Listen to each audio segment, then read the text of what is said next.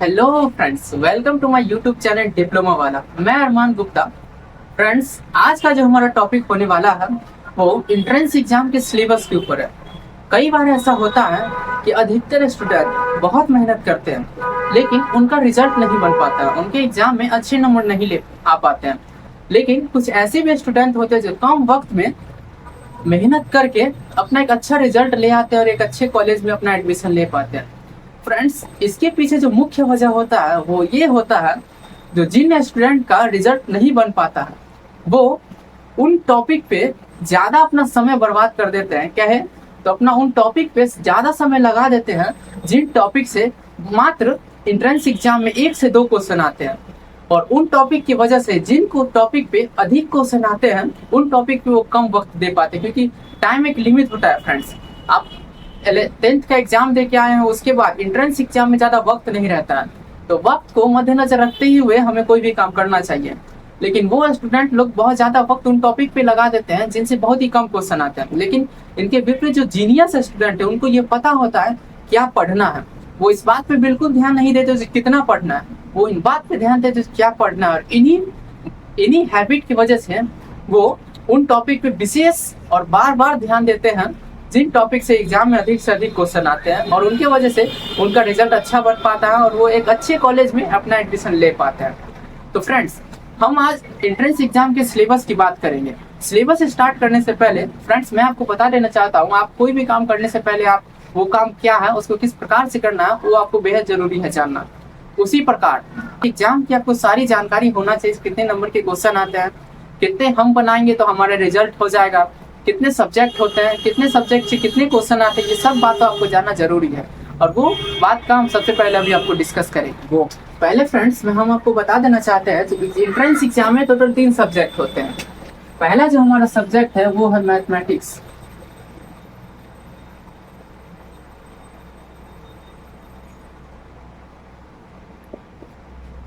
Mathematics पहला जो subject है।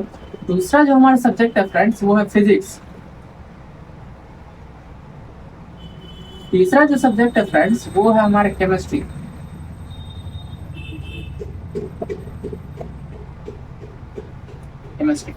पर सब्जेक्ट से फ्रेंड 30 क्वेश्चन आते हैं और एक क्वेश्चन 5 नंबर के होते हैं। यानी कि आप कैलकुलेट कीजिएगा तो आपको पता चलेगा कि पर सब्जेक्ट से 150 क्वेश्चन, 150 नंबर के क्वेश्चन आते हैं।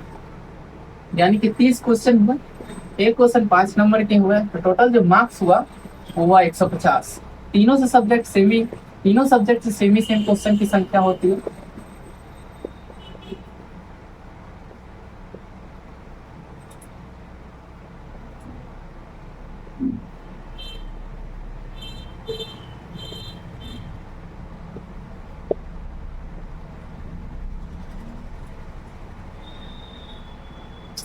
फ्रेंड्स, तो आप ये तो समझ चुके होंगे फ्रेंड्स, तो 450 नंबर के क्वेश्चन, जो 90 क्वेश्चन होते हैं वो एंट्रेंस एग्जाम में 450 नंबर के आते हैं। फ्रेंड्स, इसके बाद आपको ये बेहद जानना जरूरी है, जो इतने क्वेश्चन यानी कि 90 क्वेश्चन को करने के लिए आपको कितना वक्त मिलेगा, यानी कि एग्जाम का टाइम ड्यूरेशन क्या होता है, ये बात आपको बेहद जानना जरूरी है। तो टाइम ड्यूरेशन, टोटल जो टाइम ड्यूरेशन मिलता है फ्रेंड्स आपको 90 क्वेश्चन बनाने के लिए, वो होते हैं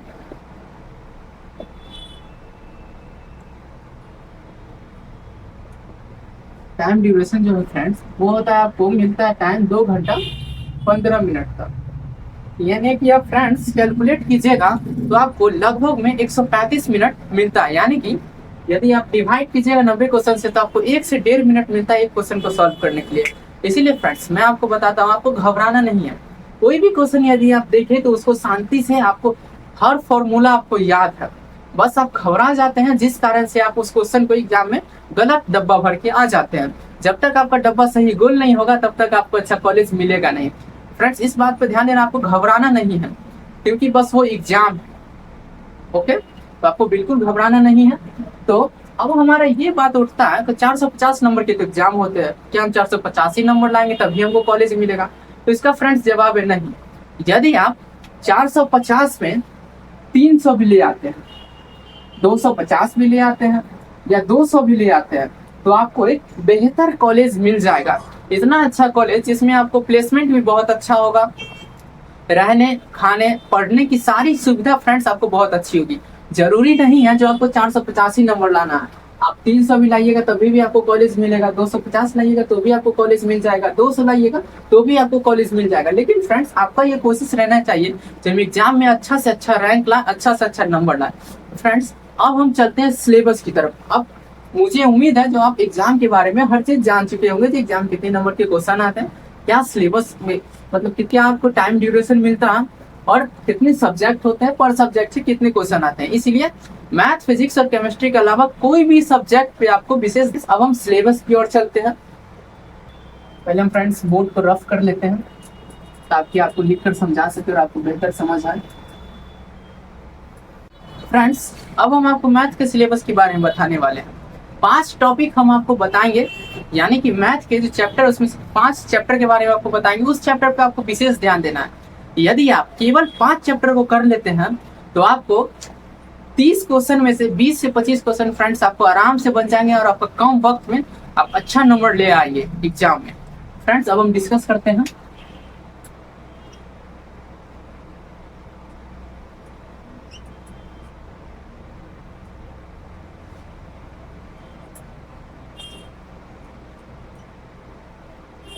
पहला जो हमारा चैप्टर है फ्रेंड्स उसका नाम है ट्रिग्नोमेट्री।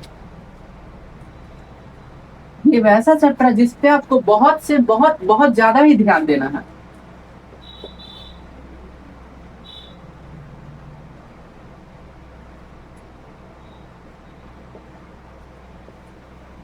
ये ऐसा चैप्टर है फ्रेंड्स, इसमें से 30 क्वेश्चन यदि आप 20 से 25 क्वेश्चन यानी कि इस टॉपिक से आ रहा है जो हम आपको बताने वाले हैं, तो ट्रिग्नोमेट्री एक ऐसा टॉपिक है जिससे आपको कम से कम 10 क्वेश्चन ही आएंगे। कम से कम 10 क्वेश्चन तो फिक्स है आना, यदि आप उसको अच्छा से पढ़ लेंगे तो। फ्रेंड्स इस टॉपिक को आपको अच्छे से पढ़ने के लिए आपको 10th का जो टॉपिक आप लोग पढ़े, यानी कि 10th में जो ट्रिग्नोमेट्री था वो तो आप पढ़ लिए, वो बहुत अच्छी बात है। लेकिन एंट्रेंस जो एग्जाम होगा उसमें आपको 10th + 2 यानी कि 12th के भी सवाल पूछे जाएंगे, यानी कि 11th 12th के जो ट्रिग्नोमेट्री है उस पर भी आपको कुछ ध्यान देना पड़ेगा। उस चैप्टर को यानी कि 11th के जो चैप्टर है उसको आपको विशेष रूप से पढ़ना है, क्योंकि यदि 10 क्वेश्चन यदि ट्रिग्नोमेट्री से आएंगे तो मात्र 4 से 5 क्वेश्चन आपको 10th क्लास से आएंगे, यानी कि 10th लेवल से आएंगे। 11th 12th से ही 6 से 7 यानी जितने भी क्वेश्चन होते हैं ना वो अधिकतर क्वेश्चन 11th के टॉपिक जो होते हैं उससे रिलेटेड होता है, यानी कि आपको 11th का जो टॉपिक उसको विशेष ध्यान देना है फ्रेंड्स, यदि आपको अच्छे नंबर लाने हैं तो। दूसरा जो हमारा टॉपिक है फ्रेंड्स वो है स्पीड, टाइम एंड डिस्टेंस। दूसरा जो है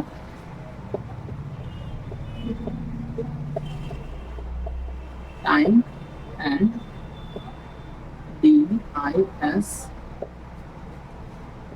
DISTANC डिस्टेंस। इस टॉपिक से भी आपको बहुत सारे क्वेश्चन आएंगे एग्जाम में, यानी कि समझिए तो ये जो चैप्टर है स्पीड, टाइम एंड डिस्टेंस, इसे 2 से 3 क्वेश्चन आपको आएंगे ही आएंगे यदि आप अच्छे से प्रिपरेशन किए तो।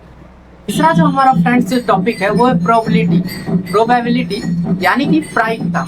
जो आप 10th में जो पढ़े हैं 14 चैप्टर जो है उसमें आपको एक चैप्टर है प्रोबेबिलिटी, उस चैप्टर पे आपको विशेष ध्यान देना है फ्रेंड्स। उससे बहुत सारे क्वेश्चन आते हैं, यानी कि 4-5 क्वेश्चन तो आपको एंट्रेंस एग्जाम में उस चैप्टर से पूछे ही जाएंगे।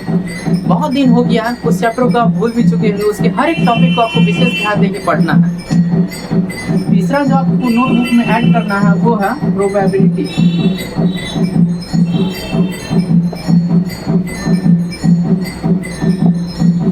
इस चैप्टर पे भी फ्रेंड्स आपको विशेष ध्यान देना है। चौथा जो हमारा चैप्टर है वो है ट्रायंगल।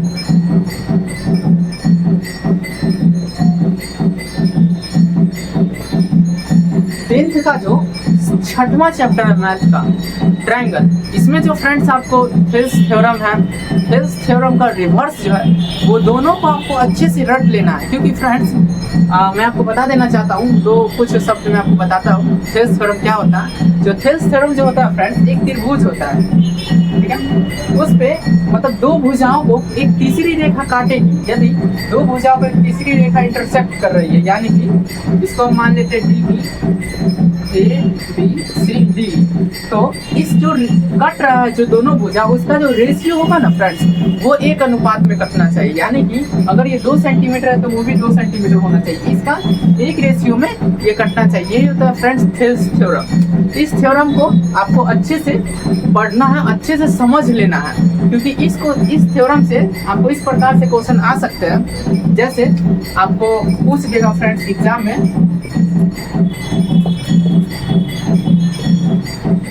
ये 2 सेंटीमीटर है, ये 3 सेंटीमीटर है, ये 4 है। तो फ्रेंड्स आपको बताइए, ये जो ई और सी, यानी कि ई और सी जो भुजा है, यानी कि जो अनुपात है, उसका कितना मेजर है, यानी कि उसका जो लंबाई है वो कितना है। तो इस बात यदि आप फिर पर में समझे रहिएगा तो इसको आप आसानी से बना सकते हैं और अपने 5 नंबर को आप बचा सकते हैं। फिर इसका थेल्स परिमेय का एक रिवर्स आता है। दो टॉपिक से फ्रेंड्स आपको क्वेश्चन फिक्स है, यानी कि एंट्रेंस एग्जाम में वो क्वेश्चन आते ही आते हैं इस टॉपिक से। हर बार का आप जब क्वेश्चन बैंक का पलटाइएगा तो आपको थेल्स परिमेय और थेल्स परिमेय का रिवर्स दोनों से हमेशा से क्वेश्चन आ रहे हैं। इस पर आपको विशेष ध्यान देना है फ्रेंड्स। चौथा जो हमारा टॉपिक है फ्रेंड्स, वो है सरफेस एरिया एंड वॉल्यूम, यानी कि जो आप वक्र पृष्ठ क्षेत्रफल जो आप पढ़े हुए हैं, वक्र पृष्ठ क्षेत्रफल एंड आयतन, उस टॉपिक से आपको विशेष ध्यान देना है। यानी कि आपको इस प्रकार से पूछ सकता है, जो पहले हम चैप्टर का नाम लिख देते हैं फ्रेंड्स, क्योंकि जो लिखा रहेगा उस पर आपको विशेष ध्यान जाएगा और इसको आपको कॉपी में नोट करना है, क्योंकि कब आप भूल जाएगा इसका कोई गारंटी नहीं।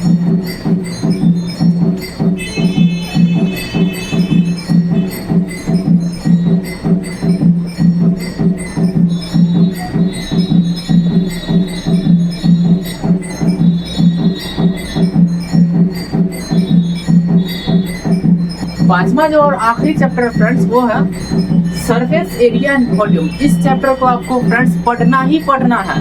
इसमें आपको ये पूछ देगा, एक कैप्सूल है जो बेलन की आकार का है और उसके जो साइड से 2 अर्धवृत्त सटाए गए हैं। तो अब हम उसका वक्र पृष्ठ क्षेत्रफल ज्ञात करें, जबकि वृत्त की जो बेलन की जो लंबाई है वो 14 सेंटीमीटर है और बेलन का जो त्रिज्या है वो 2 सेंटीमीटर है। यानी कि हम डायग्राम से आपको समझाना चाहते हैं, यानी कि एक बेलन है, इसकी जो लंबाई है वो 14 सेंटीमीटर है, इसकी जो चौड़ाई है वो आपको दे देगा 7 सेंटीमीटर, 7 नहीं मानते, इसको 5 सेंटीमीटर कर देते हैं, और इसके साइड से आपको एक अर्धगोला लगा हुआ है। अब इस कैप्सूल का आपको पूछ देगा, इस कैप्सूल का फ्रेंड्स आपसे पूछ देगा इसका वक्र पृष्ठ क्षेत्रफल बताइए। यदि आप फॉर्मूला याद किए रहेगा तभी तो आपको इसका सॉल्व कर पाइएगा और 5 नंबर आप ले पाइएगा। इस टाइप से कई ऐसे सवाल आते हैं, कुछ ऐसे सवाल आएंगे जो एक 10 सेंटीमीटर का एक वृत्ताकार बॉक्स है लोहा का, उसको आपको गलाकर कितने 2 सेंटीमीटर के आप गोले बना सकते हैं। यानी कि कोई 10 सेंटीमीटर का बॉक्स है,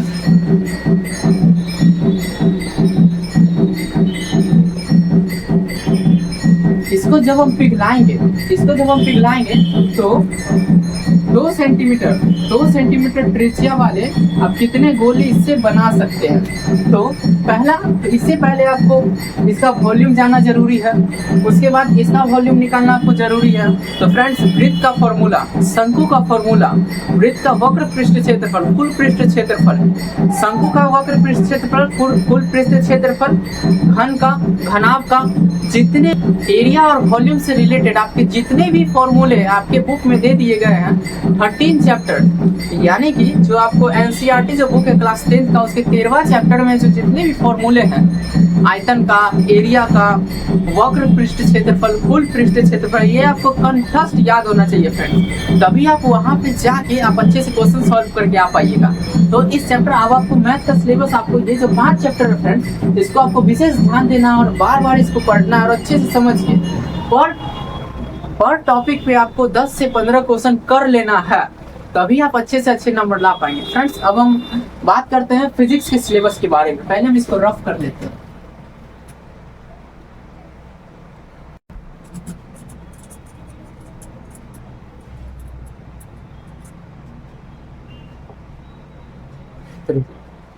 अब हम बात करते हैं फ्रेंड्स फिजिक्स के सिलेबस के बारे में। फिजिक्स का सिलेबस जो होता है उससे भी आपको 30 क्वेश्चन आते हैं, तो उस पर भी आपको विशेष ध्यान देना। 5 आपको हम टॉपिक बताने वाले हैं जिससे अधिक से अधिक क्वेश्चन आते हैं, उस पर आपको विशेष ध्यान देना फ्रेंड। तो चलिए टॉपिक स्टार्ट करते हैं। तो फिजिक्स का जो है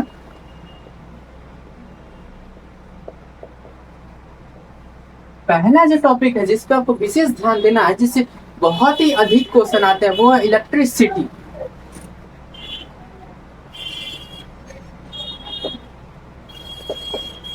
इलेक्ट्रिसिटी फ्रेंड्स, 10th में जो आपको विद्युत चैप्टर बताए गए हैं, जिसमें श्रेणी क्रम, समांतर क्रम, आपको प्रतिरोध निकालना है, प्रतिरोध को श्रेणी क्रम यानी कि पैरेलल में, सीरीज में जोड़ना है, साथ ही कितने वाट पे पंखा चलेगा, कितने पे बल्ब जल रहा है, क्या रेफ्रिजरेटर कितना वोल्टेज को एब्जॉर्ब कर रहा है, जितने भी क्लास 10th के जो फिजिक्स में आपको विद्युत इलेक्ट्रिसिटी चैप्टर में जितने भी फॉर्मूले दिए गए हैं और साथ ही उसका न्यूमेरिकल दोनों आपको सॉल्व कर लेना है, क्योंकि उस चैप्टर से फ्रेंड्स बहुत ही ज्यादा क्वेश्चन आते हैं। और साथ ही 11th के चैप्टर में भी जो आपको थोड़ा सा 11th के सिलेबस पे भी आपको ध्यान देना, उसमें भी इलेक्ट्रिसिटी, उसको भी आपको अच्छे से पढ़ लेना है। तभी आप इस चैप्टर का जितने भी क्वेश्चन आएंगे इस चैप्टर से रिलेटेड, यानी कि समझिए तो जैसे आपको मैथ में ट्रिग्नोमेट्री से आ रहे हैं ना, उसी तरह फिजिक्स में आपको इलेक्ट्रिसिटी से आएंगे। कम से कम हमारा टॉपिक है फ्रेंड्स वो है मानव नेत्र यानी कि आइज। जो आप क्लास 10th में पढ़े हैं आइज, उस पर भी आपको विशेष ध्यान देना है। इसमें आपको इस प्रकार से क्वेश्चन आएंगे जो ज्यादा हार्ड क्वेश्चन नहीं आएंगे फ्रेंड्स। आइज का जो चैप्टर है उसमें आपको जो तरंग दैर्ध्य दिया गया है, बेजानी, हपीनाला, बैगनी, जामुनी, नीला, हरा, पीला, नारंगी और लाल, इसका जो तरंग दैर्ध्य है फ्रेंड्स, इसको आपको अच्छे से याद कर लेना। साथ ही मानव नेत्र की न्यूनतम दूरी, अधिकतम दूरी, मानव नेत्र में कितने भाग होते हैं, कॉर्निया होते हैं और भी बहुत सारे भाग होते हैं, इस पर आपको विशेष ध्यान देना है। साथ ही उस चैप्टर के जो मेन टॉपिक है, यदि आप बुक को पलटाइएगा तो आपको साफ साफ पता चल जाएगा जो मेन टॉपिक है। यदि आपको नहीं समझ में आया तो फ्रेंड्स अगला जो हमारा वीडियो आएगा वो इसी टॉपिक पे रहेगा। जो एक टॉपिक जो है मानव नेत्र, उसमें आपको कौन कौन से क्वेश्चन को अच्छे से रखना है, किस टॉपिक पे आपको विशेष ध्यान देना, तो उस टाइप का क्वेश्चन रहेगा। तो फ्रेंड्स यदि आपको अभी समझ में नहीं आ रहा है तो मानव नेत्र हम क्या पढ़े, तो आप पूरे चैप्टर को अच्छे से पढ़िए। हमारा जो अगली वीडियो आएगा वो इस टॉपिक पे आएगा, जो कोई भी टॉपिक उसका मोस्ट इंपॉर्टेंट क्वेश्चन क्या है उस पर आपको हम एक नया वीडियो बनाकर दे देंगे। उसको आप देख लीजिएगा, आपको समझ में आ जाएगा आपको क्या पढ़ना है। तो हमारा जो दूसरा टॉपिक जो है, जो आपको फिजिक्स में पढ़ना है, वो है आई। तीसरा जो हमारा टॉपिक है वो लाइट का रिफ्लेक्शन और रिफ्रैक्शन। इससे भी आपको बहुत क्वेश्चन आते हैं। इसमें आपको पूछ सकते हैं जो दाढ़ी बनाने में हम कौन सा दर्पण यूज करते हैं, यानी कि लेंस एंड मिरर दोनों के बारे में आपको अच्छे से समझ होना चाहिए। सोलर कुकर में आपको कौन सा दर्पण का उपयोग किया जाता है, निकटतम दूरदृष्टि दोष के लिए आपको कौन सा लेंस लगाया जाता है, निकट दृष्टि दोष के लिए आपको कौन सा लेंस लगाकर आपको उपचार किया जाता है। जितने भी क्वेश्चन है फ्रेंड्स इससे रिलेटेड, वो आपको अच्छे से पढ़ना होगा और अच्छे से रिवाइज करना होगा, तभी आप एग्जाम में अच्छा कर सकते हैं। तो हमारा तीसरा जो टॉपिक है फ्रेंड्स वो है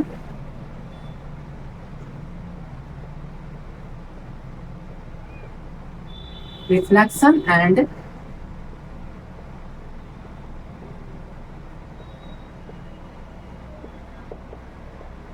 refraction of light. Reflection and refraction of light, इस टॉपिक पे भी आपको फ्रेंड्स विशेष। चौथा जो टॉपिक है फ्रेंड्स आपको जिसपे आपको विशेष ध्यान देना है वो है मैग्नेटिक इफेक्ट ऑफ करंट, यानी कि जो 10th में आप पढ़े होंगे फ्लेमिंग का बाम हस्त नियम, फ्लेमिंग का दाएं हस्त नियम, मैक्सवेल का नियम, इन सब टॉपिक को आपको विशेष ध्यान देना है फ्रेंड्स। इस पे आपको अच्छे से पढ़ना है, वो सारे नियम आपको याद होना चाहिए, उसे जितने भी फॉर्मूले हैं उसको आपको याद रखना चाहिए।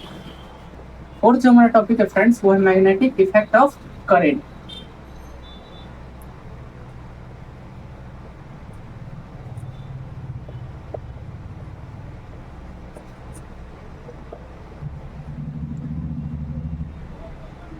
इस टॉपिक पर भी आपको ध्यान देना है फ्रेंड्स, क्योंकि इससे भी बहुत सारे क्वेश्चन आते हैं।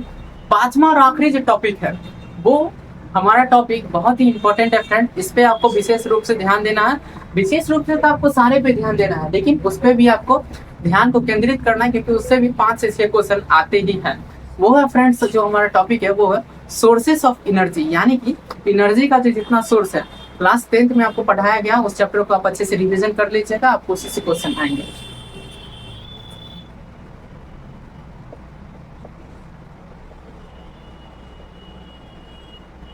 तो हमारा जो फ्रेंड्स 5 जो टॉपिक है वो जो फिजिक्स का है, इसको आपको अच्छे से रट लेना है। 30 क्वेश्चन में से प्रॉमिस है फ्रेंड्स, आपको 20 से 25 क्वेश्चन आराम से सॉल्व हो जाएंगे। तो इसके आपको इसको पढ़ने के बाद आपको अच्छा रैंक लाने का आपको टेंशन ही नहीं लेना, क्योंकि अगर आप सही से पढ़िएगा तो आपको अच्छा रैंक आ ही जाएगा। तो फ्रेंड्स अब हम चलते हैं केमिस्ट्री के ऊपर। अब हम केमिस्ट्री के बारे में बताने जा रहे हैं आपको। जो केमिस्ट्री में आपको मेन किस सिलेबस मतलब किस टॉपिक पे आपको फ्रेंड्स विशेष ध्यान देना है, क्योंकि केमिस्ट्री से भी 150 नंबर के क्वेश्चन आते हैं, उसको हम इग्नोर नहीं कर सकते।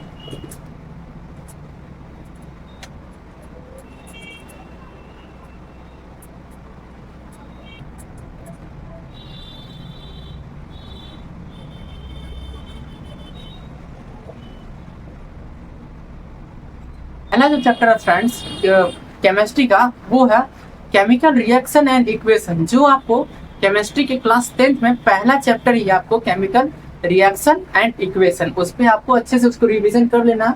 आप पढ़ चुके होंगे फ्रेंड्स, लेकिन उसको पढ़े हुए आपको बहुत अधिक दिन बीत चुके हैं, उसको आपको अच्छे से रिवीजन कर लेना है, क्योंकि इससे आपको विशेष ध्यान देना है। तो हमारा पहला चैप्टर है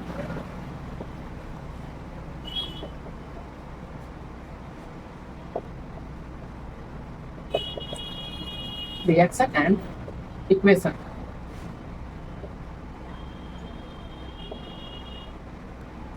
इससे आपको अधिकतर क्वेश्चन आता है।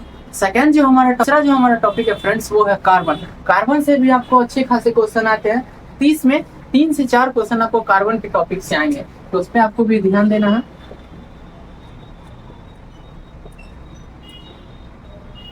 तीसरा जो हमारा टॉपिक है फ्रेंड्स, जिससे ये रिकॉर्ड रहा है कि हर साल इस टॉपिक से क्वेश्चन आना ही आना है, वो चैप्टर का नाम है friend acid base and salt, अम्ल क्षार और लवण। वो आपको क्लास 10th में भी आपको जो आपको क्लास 10th में पूछा गया उसको आप अच्छा से पढ़ लीजिएगा। उसमें एक टॉपिक रहता पीएच स्केल। हर साल फ्रेंड्स इससे क्वेश्चन आना ही आना है। पूछ दिया था आपको दूध का पीएच मान क्या होता है, खून का पीएच मान क्या होता है, यानी कि ब्लड का पीएच मान क्या होता है, पानी का पीएच मान क्या होता है, आंसू का पीएच मान क्या होता है। तो पीएच मान पे आपको विशेष ध्यान देना। साथ ही जो पूछेगा बैटरी के यहाँ कौन सा अम्ल डाला जाता है, चींटी के जो डंक होते हैं उसमें कौन सा अम्ल होता है, सिरका में कौन सा अम्ल पाया जाता है।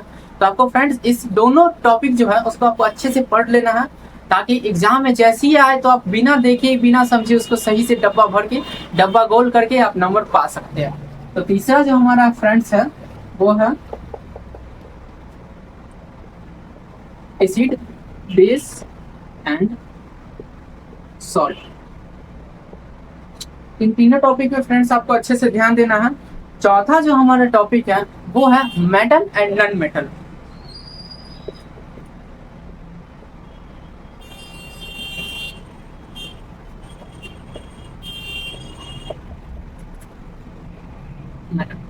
चार से 5 टॉपिक फ्रेंड्स हम आपको बताने वाले हैं। इन सभी टॉपिक का यदि आप अच्छे से प्रिपरेशन कर लीजिएगा तो आपको एग्जाम में सोचने की जरूरत नहीं है और ना ही आपको डरने की जरूरत है, क्योंकि हर क्वेश्चन आपको बनेगा 30 से में 20 से 25 क्वेश्चन आराम से आप सॉल्व करके आइएगा। 20 से 25 डब्बा गोल करके आप आइएगा ही।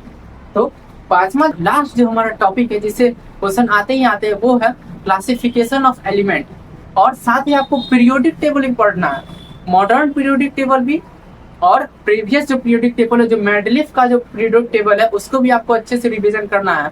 उसमें जो सक्रिय जो एलिमेंट होते हैं, यानी कि आपको इस टाइप से सवाल पूछेगा कौन सा ऐसा मेटल है जो कमरे के ताप पर द्रव अवस्था में होता है, कौन सा ऐसा धातु है और कौन सा ऐसा धातु है जो करंट का सुचालक होता है, यानी कि कौन सा ऐसा नॉन मेटल है जो इलेक्ट्रिसिटी को पास करता है, कौन सा ऐसा प्रकार से कई सारे आपको क्वेश्चन आएंगे क्लासिफिकेशन ऑफ मेटल। पांचवा और लास्ट जो हमारा टॉपिक है फ्रेंड्स वो है classification of classification of metal. Friends ये जो आपको टॉपिक जो हम अभी आपको बताए हैं इस वीडियो में, उसको आप यदि अच्छे से कर लीजिएगा फ्रेंड्स तो आपको एग्जाम में घबराने की जरूरत नहीं है। और हम समझ सकते हैं कि वक्त बहुत कम बचा है, इस बात को आपको भी एक्सेप्ट करना पड़ेगा। जो टाइम बहुत ही कम है, लेकिन जितना भी टाइम है वो आपके लिए सफिशियंट है। यदि आप अच्छे से मेहनत करना चाहते हैं तो ये जो 20 दिन का जो टाइम है फ्रेंड्स वो भी आपके लिए बहुत है। बहुत सारे स्टूडेंट अभी बोल रहे होंगे जो अभी तो बहुत कम टाइम बचा है, हमें कैसे तैयारी करेंगे, हमारा इतने सारा सिलेबस कवर नहीं हो पाएगा। फ्रेंड्स, मैं आपको बता देना चाहता हूँ कि कौन कहता है पानी को छाना नहीं जा सकता है, बर्फ बनने तक का इंतजार तो कीजिए। उसी प्रकार फ्रेंड्स, जितना भी टाइम है, यदि आप ठान लिए हैं जो हमको इस टाइम में अच्छे से अच्छे नंबर ला के एंट्रेंस एग्जाम को पास करना है, तो आपको पढ़ने से कोई नहीं रोक सकता। भले ही आपको 2-3 घंटा ज़्यादा पढ़ना पड़ेगा, जो बच्चे 5-5 घंटे पढ़े उनको थोड़ा सा अपना टाइम पीरियड को बढ़ाना पड़ेगा, क्योंकि टाइम करीब है फ्रेंड्स। तो आपको कम से कम, यदि आप दिन में 8 घंटा पढ़ रहे हैं और टॉपिक को अच्छे से ध्यान दे रहे हैं, जितने भी आपको जो टॉपिक बताए गए हैं उस टॉपिक को यदि आप अच्छे से पढ़ रहे हैं, तो आपको फ्रेंड्स एग्जाम में अच्छे नंबर लाने से कोई नहीं रोक सकता है। इसी के साथ हमारी जो अगली वीडियो आएगी वो इस टॉपिक पे आएगी, जो इस सारे फॉर्मूले हम आपको बताएंगे। जो जैसे मैथ का जो सिलेबस है उसमें आपको कौन कौन से फॉर्मूले आएंगे, किस टॉपिक से कितने फॉर्मूले आने, वो सारे फॉर्मूले आपको हम नेक्स्ट वीडियो में बताएंगे। फ्रेंड्स, वीडियो अगर आपको अच्छी लगे तो इस वीडियो को लाइक करें, सब्सक्राइब करें और बेल आइकन को भी दबा दें, ताकि कोई साथ ही अपने फ्रेंड्स को भी शेयर करें जो इस पॉलिटेक्निक एंट्रेंस एग्जाम की वजह से घबराए हुए हैं और उनको ये समझ नहीं आ रहा है कि हमें क्या पढ़ना चाहिए, तो उनको ये जरूर शेयर करें। Thank you.